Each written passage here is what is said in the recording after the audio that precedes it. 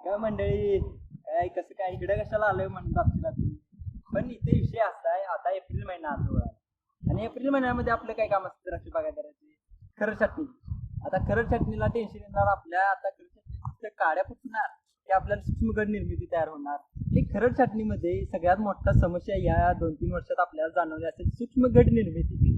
आता सूक्ष्म गड निर्मितीसाठी आता आपण गावामध्ये खरड करीत गेलो की आपल्याला सांगतात एवढं डोस आणून मार, एवढं डोस आणून मार, आणि त्यानंतर आपण आणून मारतो, पण काही द्राक्ष बागेला बरोबर येत नाहीये. द्राक्ष बागेमध्ये आपल्याला सूक्ष्म गड निर्मितीसाठी यासाठी आपल्याला शास्त्रयुक्त शेती करणे म्हणजे सायंटिफिक फार्मिंग करणे ही आता काळाची गरज आहे.